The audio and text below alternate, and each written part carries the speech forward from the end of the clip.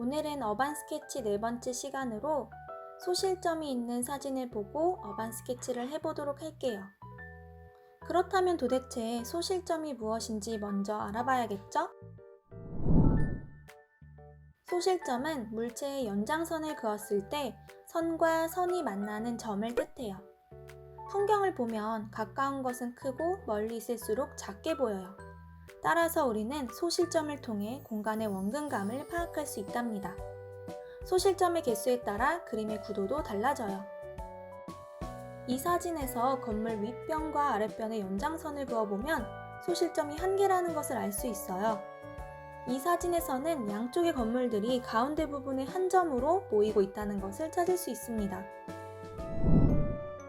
이번 시간의 그림으로 그려볼 사진이에요. 건물 끝선의 연장선을 쭉 그어보면 소실점이 2개이고 멀리 있는 부분일수록 작아지는 것을 알 수 있죠. 그림을 그릴 때에도 이 연장선을 보고 각도를 고려해서 벽이나 창문을 그려줘야 합니다. 그럼 이제 어반 스케치를 해보도록 할게요. 먼저 구도를 잡아보도록 할게요. 이 그림은 크게 7등분으로 나눌 수 있어요. 종이에 점을 찍어서 대략적으로 위치를 잡아보도록 하겠습니다. 오늘은 이렇게 연필로 소실점 및 구도를 잡아준 다음에 그 위에 피그먼트 라이너로 그림을 그려보도록 할게요. 건물의 가장 윗부분과 가장 아랫부분을 대략적으로 잡아준 다음 우리가 앞에서 배웠던 소실점을 고려해서 선을 그어줄게요. 왼쪽 부분이 조금 더 가파르고 오른쪽 부분이 조금 더 완만한 것을 알 수 있습니다.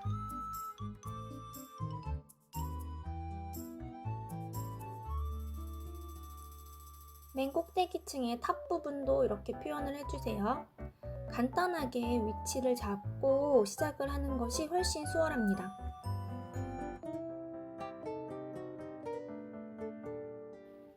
(1층, 2층, 3층에 그 층을 나누고 있는 선도 각도를 맞춰서 미리 그어 놓으면 훨씬 더 깔끔하고 소실점 및 원근감이 잘 드러난 그림을 그릴 수 있습니다. 연필로 마찬가지로 쭉 잡아줄게요.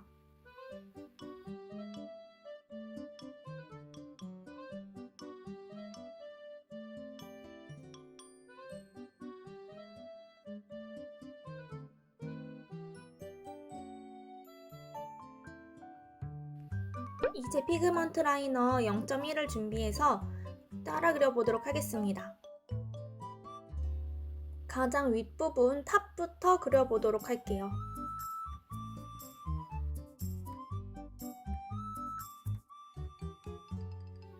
연필로 미리 큰 틀을 잡아놨기 때문에 훨씬 수월하게 그림을 그릴 수 있습니다.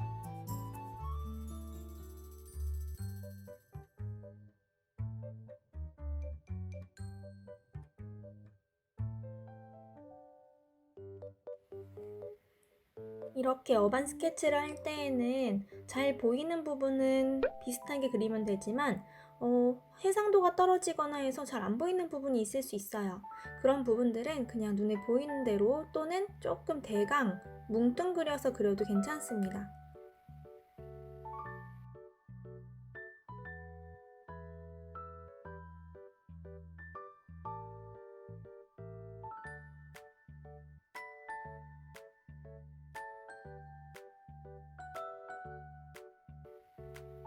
위에서부터 층층층 하나씩 층을 더해가는 느낌으로 그려나가 보도록 할게요.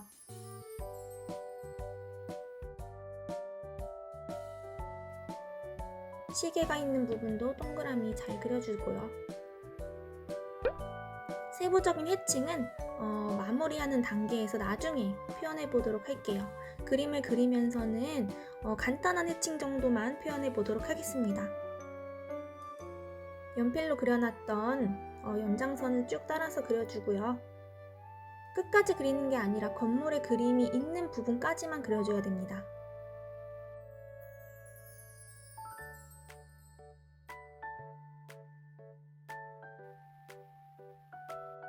연필로 그려진 부분을 토대로 해서 피그먼트 라이너로 선을 잘 잡아주세요.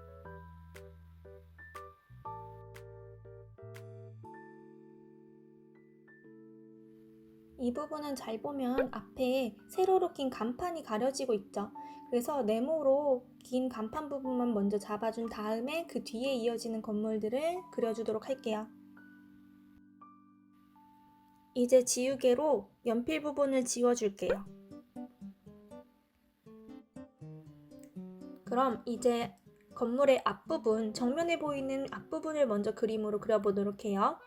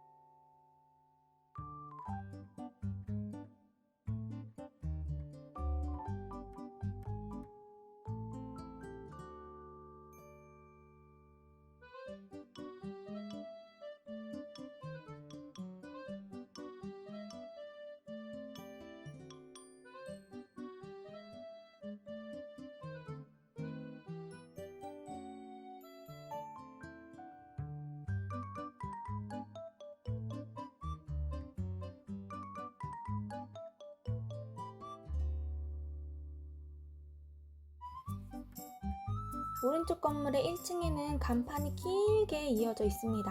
하나의 간판이기 때문에 그 부분 유의해서 그려주세요. 혹시 선을 잘못 긋는 실수를 하더라도 어반 스케치에서는 그 위에 있는 다른 물체들로 덮을 수가 있으니까 크게 걱정하지 않아도 돼요. 이 사진에서도 앞에 작은 파라솔 3개가 가려지고 있죠? 약간의 실수는 너무 신경 쓰지 않아도 됩니다.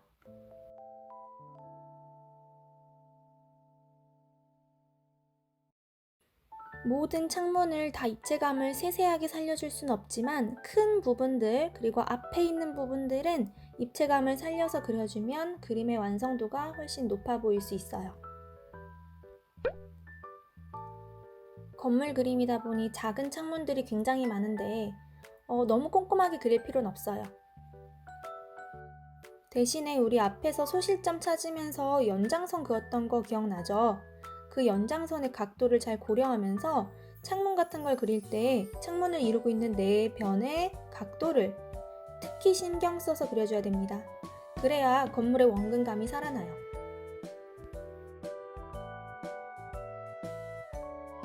건물을 이루고 있는 기둥들도 입체감을 살려서 각도를 신경 써서 그려주세요.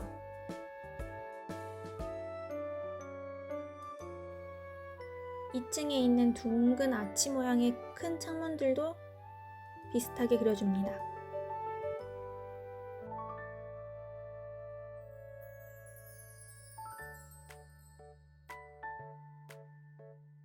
이제 왼쪽 부분 건물 그려볼게요. 오른쪽과 마찬가지로 건물을 이루고 있는 큰 기둥 먼저 입체감을 살려서 그려줍니다.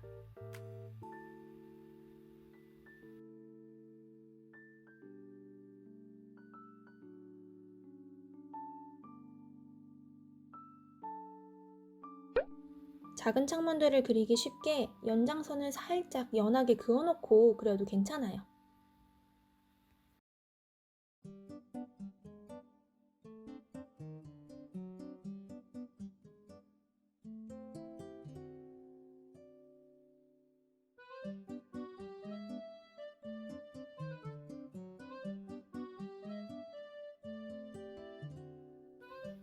(1층에) 있는 아치형 문들도 그려주는데 이 문을 그릴 때는 입체감, 안으로 들어가는 그 입체감이 살아날 수 있도록 신경 써서 그려주세요.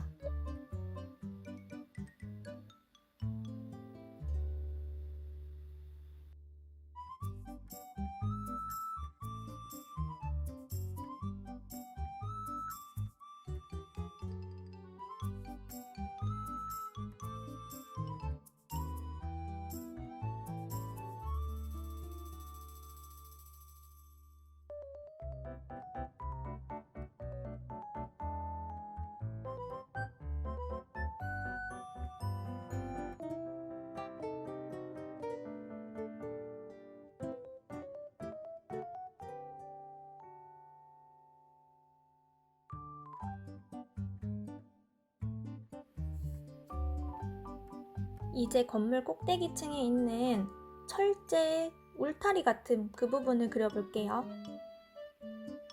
중간중간에 조금 길고 두꺼운 기둥을 먼저 그려주고 얕고 좀 작은 울타리들은 나중에 그려줄게요.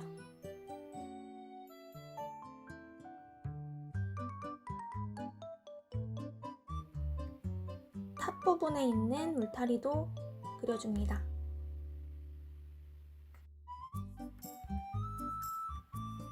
자, 이제 건물 오른쪽에 구석에 있는 전봇대 그려줄게요.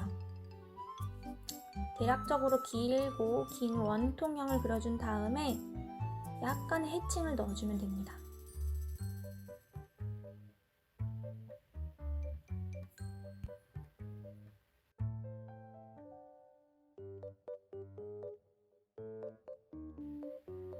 건물 앞에 도로를 살펴보면 이렇게 레일 같은 게 깔려 있는 걸 볼 수 있죠? 선을 간단히 보고 비슷하게 그려주세요.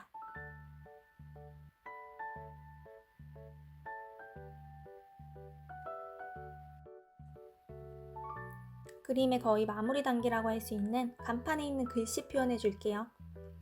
잘 보이는 한자들만 비슷하게 쓰고 나머지는 그냥 대강 선을 이렇게 약간 끄적이면 간판처럼 보입니다.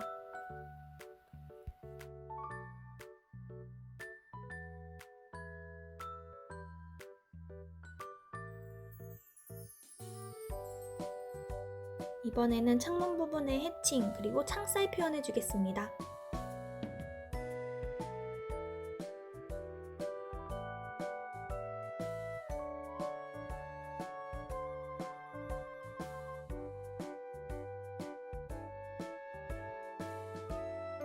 왼쪽 꼭대기 옥상 부분에 작은 탑 부분이 있죠? 이 부분도 비슷하게 그려줄게요.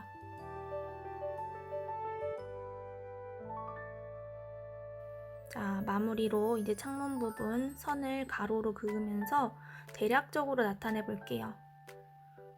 똑같이 그릴 필요 없습니다. 해칭으로도 충분히 완성도 있는 그림 그릴 수 있어요. 아치형 문을 가로 해칭으로 가로선으로 채워줄게요.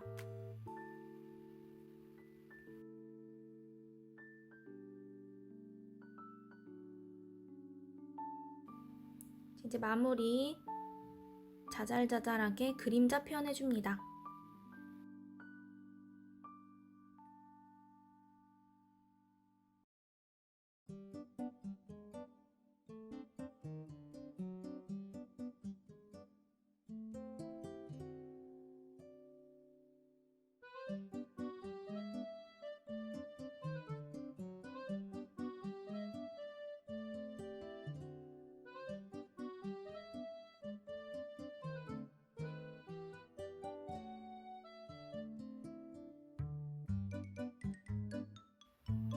그림자를 더해줌으로써 이렇게 이번 어반 스케치가 완성되었어요. 오늘은 이렇게 그동안 배운 내용을 바탕으로 소실점을 활용해서 그림을 그려보았습니다.